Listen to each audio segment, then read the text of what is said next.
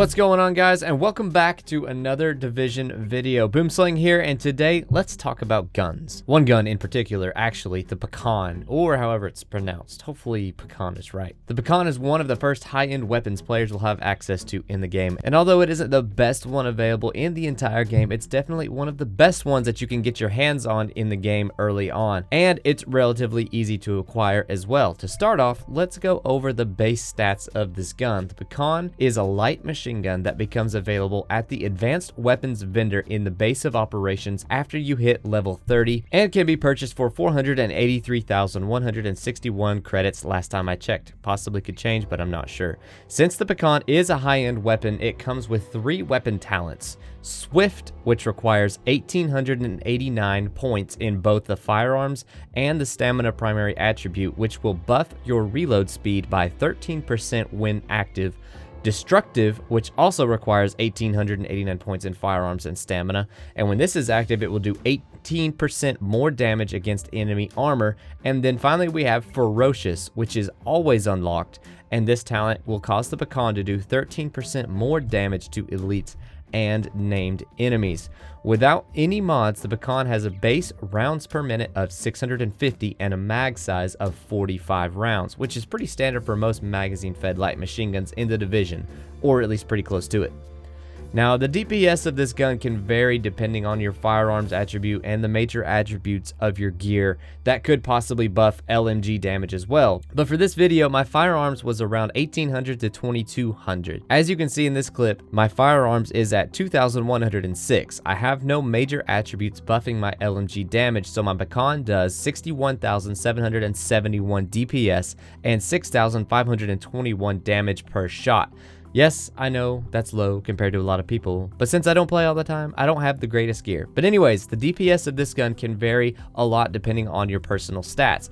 A good gauge to go by is how much firearms you need to activate the weapon talents, which when activated will put your Pakhan right around 55,000 DPS. So how does this thing actually perform out in the wild? Well, pretty well if you ask me, especially in challenge mode, since every enemy type is elite, which the Pakhan does very well against for an agent starting out. The Ferocious weapon talent and the Destructive talent combine to make this weapon perfect for melting the shields off of elite enemies and bosses and then doing even more bonus damage against them. Here is a quick example of the different damage dealt to regular shielded enemies and elite enemies.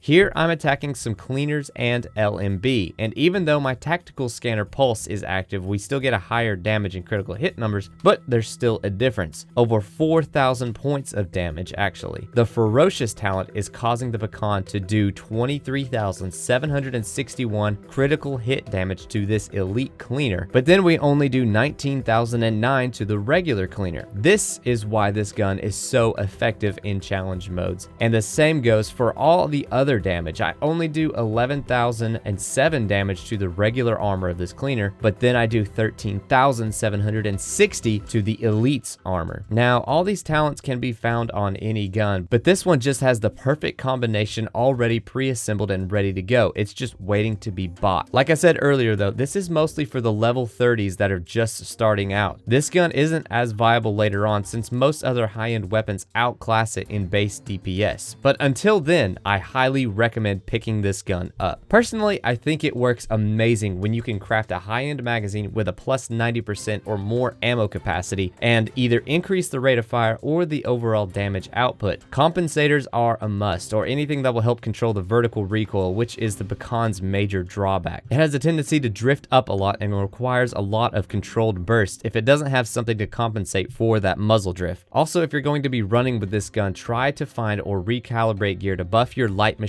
gun damage on your gear to help you increase the DPS as much as possible. This gun works great for any build, whether you're a tank or a DPS or even a support role. You just have to use short bursts instead of exposing yourself for too long while emptying the mag into an enemy. One thing this gun is definitely not good for though is taking on rogues or other agents in the dark zone. This gun doesn't do a whole lot of damage per shot, and the fire rate is fairly low, making you an easy target for another agent running with a submachine gun or something like that.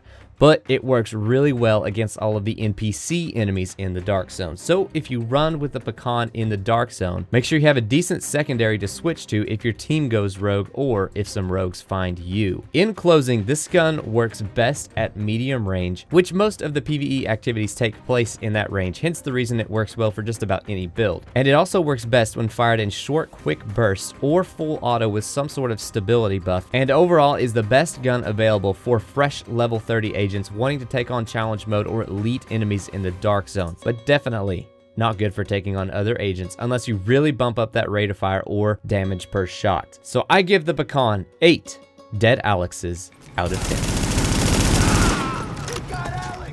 Thumbs up if you enjoyed the video, subscribe for more The Division weapon reviews, and until next time, don't trust anyone in the Dark Zone, especially if you're running with the Pakhan.